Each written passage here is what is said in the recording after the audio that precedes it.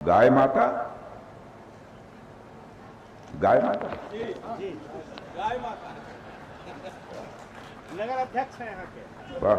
Chairman नगर परिषद मुकेश सिंह और नेहा सिंह सदस्य भाजपा, यहां मौजूद मेरे सभी सम्मानित बहनों एवं भाइयों,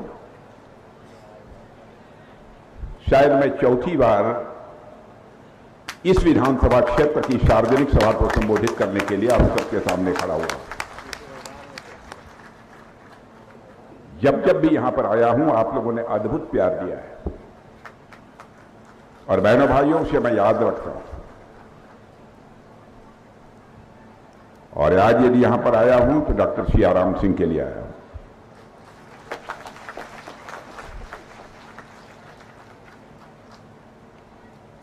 डॉक्टर सियाराम सिंह को गौर से आज पहली बार मैंने उन्हें देखा है और बोलते हुए सुना है। मैं डॉक्टर सियाराम सिंह के बारे में मैं कह सकता हूं कि व्यक्तित्व में गांभीर्य है, बहुत ही सुलझे हुए व्यक्ति हैं। व्यक्तित्व में गांभीर्य है, सुलझे हुए व्यक्ति हैं और जिस पेशे में है उस पेशे का भी बहुत ही ईमानदारी पूर्वक वो निर्वाह कर रहे होंगे, ऐसा मेरा विश्वास है।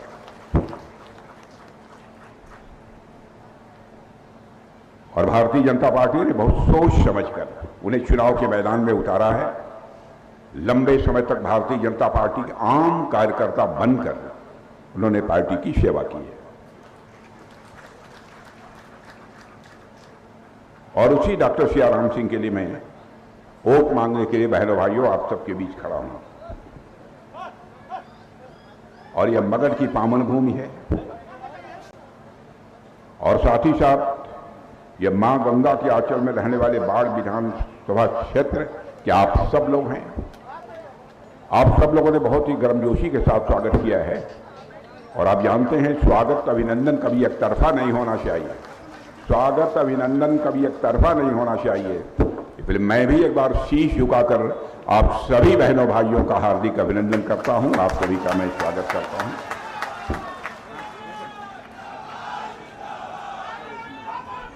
और आप जानते हैं बिहार के शिल्पी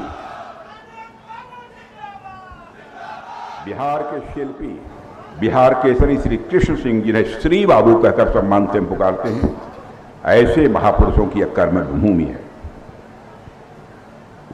और यहां पर औद्योगिक विकास की नींव रखने में मुझे बताया गया है कि उन्होंने बहुत ही अहम भूमिका का निर्वाह किया है। मेरा सौभाग्य है इसी धरती पर यहां आने का। आज तो मैं आप सबसे यही अपील करने के लिए आया हूं कि अभी अभी कल तक आप लोगों ने बड़े धूमधाम के साथ, पूरी श्रद्धा और आस्था के साथ छठ का महापर्व मनाया है। अब जहां तक बिहार का प्रश्न है तो बिहार चुनावी महापर्व की तैयारी कर रहा है। मेरे बहनों भाइयों, इस बिहार के इस बार के चुनाव में मुद्दे पूरी तरह से साफ है। मुद्दा बहुत साफ है, इसलिए मैं कह रहा हूं फैसला आपको करना है कि बिहार को विकसित राज्य बनाना है या उसे फिर से जंगल राज की तरफ वापस करना है। फैसला आपके हाथ में।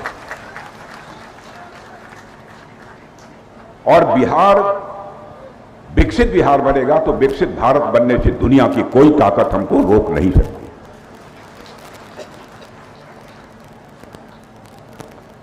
कोई लोग या कुछ लोग यह कह सकते हैं कि साहब कैसे आप बिहार को विकसित बिहार बना देंगे, भारत को विकसित भारत बना देंगे 2047 तक। यह सवाल यदि कोई पूछता है तो मैं समझता हूं कि यह लाजमी सवाल है। बहनों भाइयों, मैं आपको याद दिलाना चाहता हूं 2014 में जब हमारी सरकार बनी थी मोदी जी के नेतृत्व में, तो उस समय धन दौलत के आकार के मामले में, जिसे कि अंग्रेजी में इकोनॉमी की साइज कहते हैं, धन दौलत के आकार के मामले में हमारा भारत दुनिया के देशों में 11वें स्थान पर था। सचमुच हमारी सरकार ने ऐसा करिश्माई काम किया है जो आज तक दुनिया के किसी देश के साथ नहीं हुआ है। जो भारत धन दौलत के मामले में, धन दौलत के आकार के मामले में दुनिया के देशों में 11वें स्थान पर खड़ा था, वह जंप लेकर मेरे बहनों भाइयों दुनिया के देशों में आज चौथे स्थान पर पहुंच गया। एक मॉर्गन स्टैनले एक मानी जानी दुनिया की फाइनेंशियल फर्म है, वह अब दावे के साथ कह रही है कि भारत जिस तेजी के साथ आगे बढ़ रहा है, अब भारत को साल डेढ़ साल के अंदर ही आर्थिक दृष्टि से धन दौलत के मामले में दुनिया में तीसरा देश बनने से दुनिया की कोई ताकत रोक नहीं सकती। इसीलिए मैं कहता हूं, बिहार को भी विकसित बिहार यदि कोई बना सकता है तो केवल एनडीए बना सकती है। भारत के प्रधानमंत्री मोदी जी बना सकते हैं और यहां के मुख्यमंत्री नीतीश कुमार बना। बहनों भाइयों, आप कहेंगे कि 20 वर्षों से नीतीश कुमार यहां पर काम कर रहे हैं, लेकिन आपको इस सच्चाई को भी स्वीकार करना पड़ेगा, जंगल राज से बिहार को काफी हद तक, मैं यह दावा नहीं करना चाहता, पूरी तरह काफी हद तक जंगल राज से बाहर लाने में नीतीश कुमार जी ने कामयाबी हासिल की। और यह बात भी मैं दावे के साथ कह सकता हूं, लगातार इतने वर्षों से मुख्यमंत्री हैं, भले ही हमारा कोई विरोधी क्यों न हो, उंगली उठाकर नहीं कह सकता कि नीतीश कुमार के दामन के ऊपर, तो इसके पहले सुशील मोदी थे और भी हमारे नेता हैं, उनके दामन पर कोई भ्रष्टाचार की दाग नहीं। और दूसरी तरफ राजद की क्या हाल है? परिवार के अधिकांश सदस्यों पर मुकदमे चल रहे हैं। क्यों चल रहे हैं? वो कभी अदालत को दोष देते हैं, कभी दूसरी राजनीतिक पार्टियों को दोष देते हैं। वो तो सत्ताधारी दल कांग्रेस के साथ भी जुगलबंदी कर चुके हैं जब वो सत्ता में थे। क्यों नहीं आपके केस समाप्त हुए? मैं लालू जी को भी कहना चाहूंगा और नौजवान तेजस्वी जी को भी मैं कहना चाहूंगा कि राजनीति जनता की आंखों में धूल झोंक कर नहीं की जानी चाहिए। राजनीति की जानी चाहिए तो जनता की आंखों में आंख डालकर राजनीति की जानी चाहिए। और बहनों भाइयों, भारतीय जनता पार्टी का ऐसा चरित्र रहा है, प्रथम दृष्टया प्राइमा फेसाई, किसी के ऊपर यह आरोप एक बार चस्पा हो जाएगा और प्राइमा फेसाई यानी प्रथम दृष्टया यह आरोप सिद्ध हो जाता है, तो हमारे यहां सख्त आदेश है कि उसे अपने पद से त्यागपत्र देना ही होगा। एक उदाहरण अपने नेता अडवाणी जी का देना चाहता हूं।